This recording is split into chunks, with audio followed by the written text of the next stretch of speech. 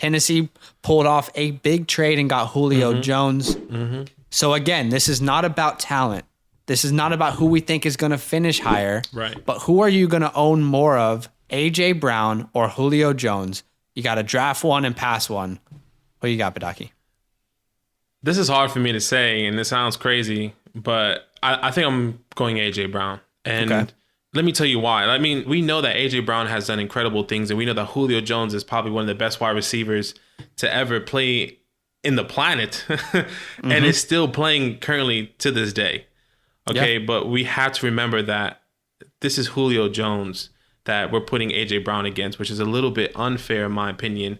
But one factor that really came to me was that can Ryan Tannehill maintain 2 superstar wide receivers? Totally. Okay. And I personally don't think he can. Correct me if I'm wrong, I don't think he's ever had 2 superstar caliber wide receivers on a team at one time. Okay. Well, I mean, he had Devontae Parker. He's not a superstar. Come on. I know. I was trying to make a joke. Sorry, that was rude. No, I understand. But I think we both agree that A.J. Brown is a future of this franchise. He will still be the number 1 target. He has the chemistry with Ryan Tannehill. And yes, A.J. Brown is going for me. He is my wide receiver 3 in redrafts and in Dynasty. He's like either back-to-back in Dynasty in my rankings, essentially, for A.J. Brown. But there's no doubt about it that it's going to be A.J. Brown to be the main pure focus for this offense. I don't agree. So on my teams, I'm going to have much more stock of Julio Jones than A.J. Brown. I think there's 3 reasons. Before the Julio Jones trade, the only wide receiver I was taking over A.J. Brown was Tyreek Hill. Okay? Right. But the 2 main reasons I'm taking Julio over A.J., again, I'm just going to have more stock of him in, my fantasy leagues this year, is 1, I don't think Julio Jones will finish higher than A.J., but I can't promise you that he won't either. I can't promise you that it won't happen. Even in A.J. Brown's pitch himself, he said, Julio, you can be the alpha. Come on. I know you got some alpha years left. Come on over. I'll play the backseat. Don't worry. I got you. I promise you that was a conversation that Julio Jones deeply cared about. He didn't want to go somewhere and be the second fiddle. Now, could there be 2 fiddles here? Yeah. There could be 1A, 1B. But I think AJ will finish higher in points, but I can't promise you that. Okay? Right. Second reason is team construction. On most of my teams, I'm wanting to go running back, or running back tight end in a redraft league. Okay? So I don't see a scenario where AJ is going to be available. And if I can start with Julio Jones, if I can get 2 running backs, and then I start with Julio Jones as my first wide receiver, I'm chilling, bro. I'm chilling. I feel really comfortable with that. So I think for me, my rebuttal for me would be, well, he's going as wide receiver 15, and that means early 3rd round. I don't think I can take Julio still so early, and then that's crazy. This is Julio Jones we're talking about. You know what's weird though? I have never seen a mock draft where he goes in the early 3rd round. Exactly. I've never seen that. I've always seen him go either late 3rd, early 4th for Julio. Yeah, I mean, for me, I think it's always A.J. Brown, and I'm always passing on Julio because I know I'm not going to be taking him, 3rd, 4th, 5th.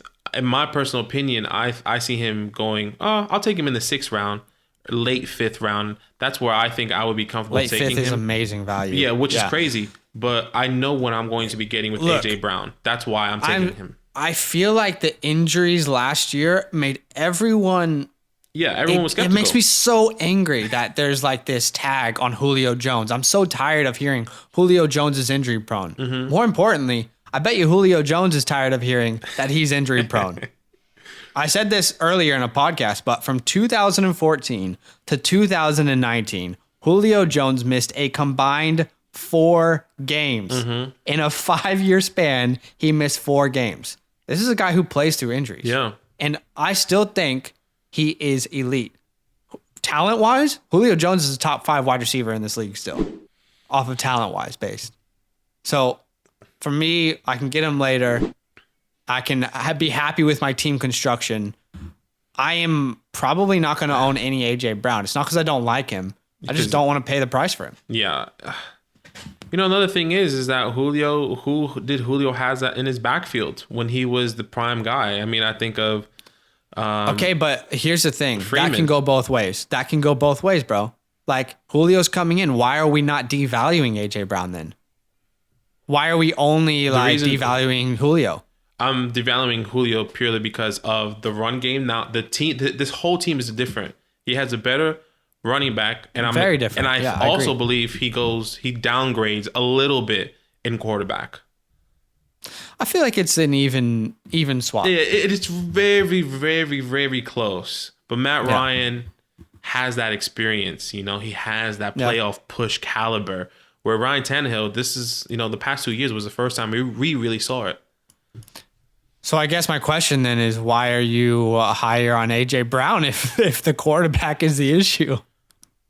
Because we already know that A.J. Brown has chemistry with Ryan Tannehill, and we've seen what he can do with that quarterback. Again, I think when it boils down to me, like the price based off of could you promise me that A.J. Brown's going to be a higher finish? Mm-hmm. You can't promise me that. We all think it, but you can't promise me that. I still think Julio's elite, and I think they want to win a Super Bowl. So I don't think they care about focusing on A.J. Brown. I think they care about winning games. If they care about winning games, Julio's going to be a big part of it. Yo, what's good? Thanks up? for watching. We got a lot more videos. A lot more. If you want more videos. Watch now, it. You can also subscribe. Right now. If you want to. You need to. And lastly, don't forget that you can sign up to support the show and get exclusive content by going to patreon.com/fantasylandfam.